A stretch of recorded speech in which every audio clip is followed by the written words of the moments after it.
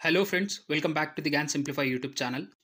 ఈ 395 ఆర్టికల్ సిరీస్లో భాగంగా ఈ వీడియోలో పార్ట్ 1లో ఉన్నటువంటి ఆర్టికల్స్ 1, 2, 3, 4ల గురించి తెలుసుకుందాం. పార్ట్ 1 అనేది భారతదేశం యొక్క భూభాగం గురించి తెలియజేస్తుంది. భూభాగం అంటే అంత చులకనగా తీసుకోవద్దు. ఈ ఆర్టికల్ ఒక్కో విధమైన పవర్స్ని అయితే కలిగి ఉంది.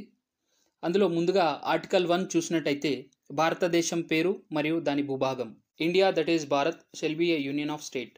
అంటే భారతదేశాన్ని ఇండియా మరియు అదేవిధంగా భారత్ అనే రెండు పేర్లతో పిలుస్తాం.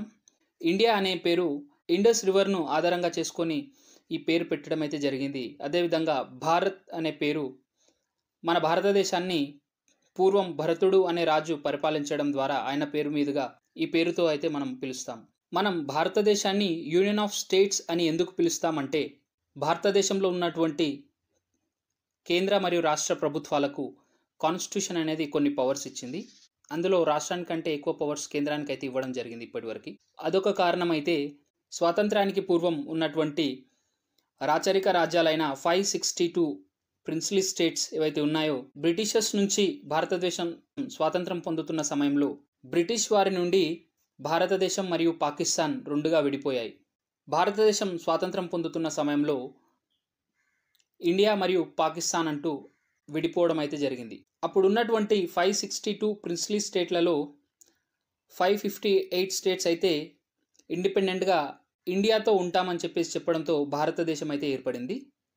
అదేవిధంగా అప్పుడు ఇండిపెండెంట్గా ఉంటామని నిర్ణయం తీసుకున్నటువంటి ప్రిన్స్లీ స్టేట్స్ని చూసినట్టయితే జమ్మూ కాశ్మీర్, జూనాగఢ్, హైదరాబాద్ అండ్ ట్రావెన్కోర్. ఈ 4 ప్రిన్స్లీ స్టేట్స్ కొన్ని నెలల తర్వాత భారత్లో విలీనం అవ్వడం అయితే జరిగింది.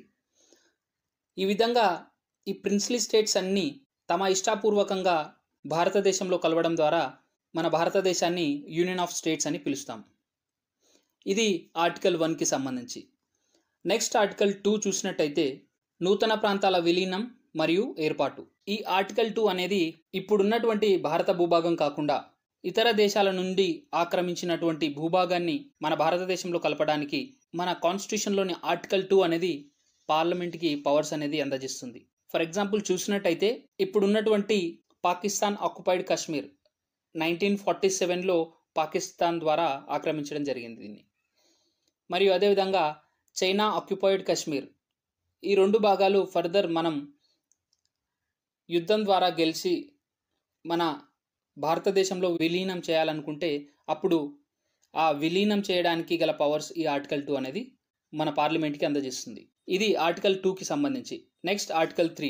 ఇది నూతన రాష్ట్రాల ఏర్పాటు మరియు రాష్ట్ర సరిహద్దుల సవరణ అధికారాలు అనేది పార్లమెంట్కి అందజేస్తుంది. ఈ ఆర్టికల్ 3 అనేది కొత్త స్టేట్లను ఏర్పరుస్తుంది. అదేవిధంగా రాజ్యాలకు ఉన్నటువంటి ఏరియా ఏదైతే ఉందో పెంపొందించడం లేదా తగ్గించడం చేస్తుంది. అదేవిధంగా రాష్ట్రాల మధ్య బార్డర్స్ చేంజ్ చేసే అధికారం మరియు రాష్ట్రాల యొక్క పేర్లు ఏవైతే ఉన్నాయో వాటిని చేంజ్ చేసే అధికారం కూడా ఈ ఆర్టికల్ పార్లమెంట్కి ఇస్తుంది. ఆర్టికల్ 2 మరియు ఆర్టికల్ 3 మధ్య భేదాలను చూసినట్టయితే ఆర్టికల్ 2 అనేది భూభాగాలను భారతదేశంలో విలీనం చేయడానికి పార్లమెంట్కి పవర్స్ ఇస్తుంది.